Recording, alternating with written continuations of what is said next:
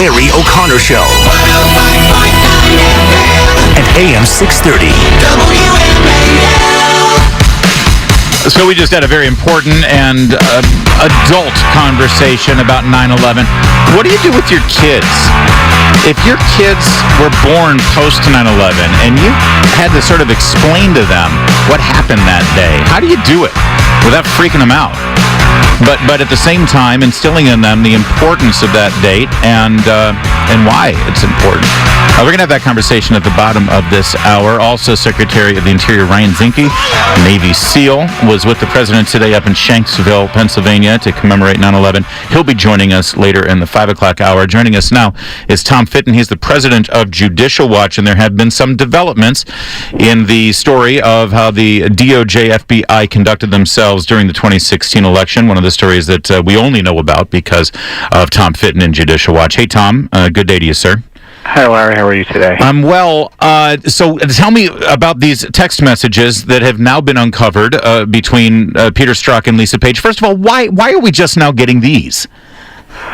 Well, I was on Fox News today, and I learned from Catherine Herridge that the reason is that they were uncovered as a result of the IG finding them in that gap period that you may recall there were missing text messages, and these text messages went unmissing and have been finally turned over to Congress. And it would have been nice when Mr. Strzok and Ms. Page had been questioned by Congress if Congress had this evidence before the interviews, I would think. But there seems to be a smoking gun here with regard to leaks to the media. Tell me about this exchange.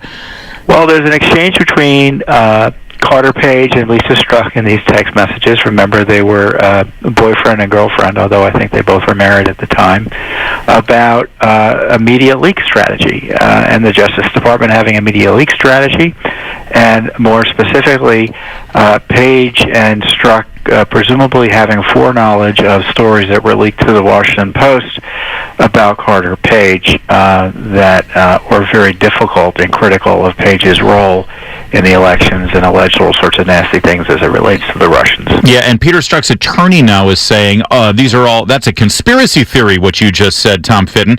When he used the term media leak strategy, he was just talking about an initiative to stop leaks to the media. What do you make of that answer?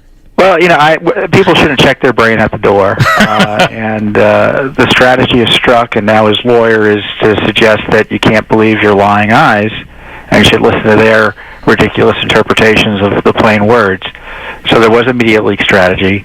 There was an insurance policy. He didn't want to see Trump elected, and he was going to stop him. He thought, Trump voters smelled. Let's just interpret it and take ownership of it, rather than pretending what went on didn't go on.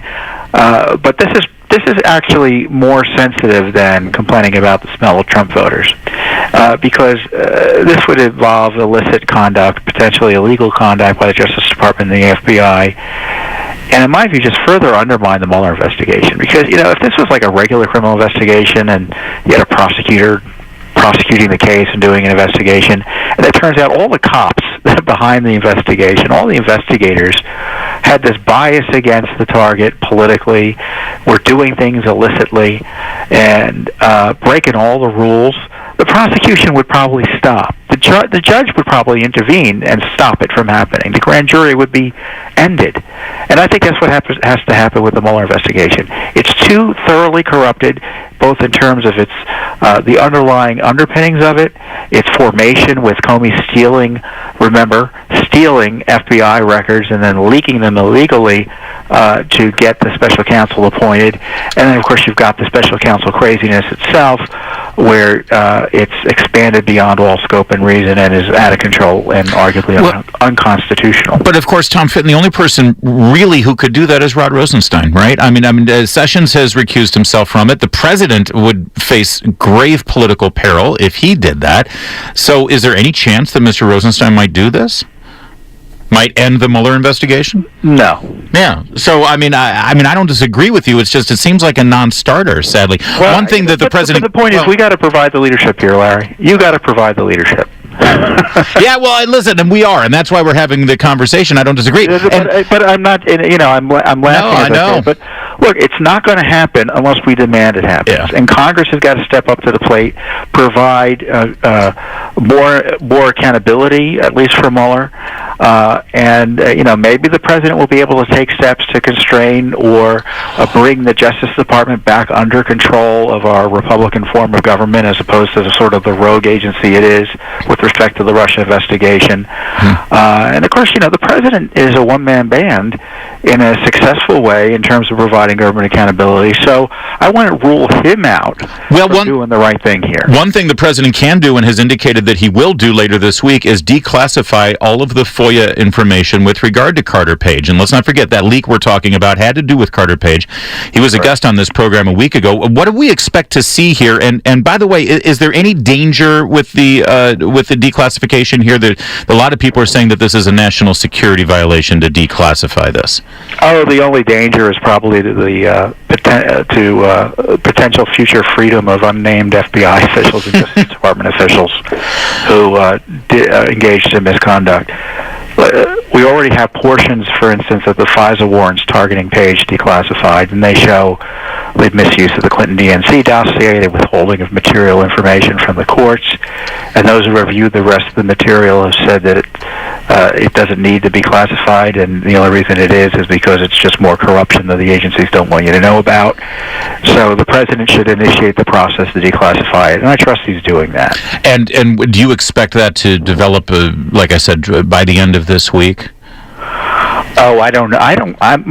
My instinct, no, but not by the end of the week. Okay. But based on what folks like Devin Nunes has said, what needs to be declassified, or what is there if it is declassified, is even worse than what we know about the dossier misuse. What kind? I mean, you said that you're expecting to see some potential violations, misconduct from the FBI and the DOJ with regard to the Carter Page FOIA warrant. What do you expect to see there? I mean, other than what we already know, that we've already seen, how worse can it get? I don't know.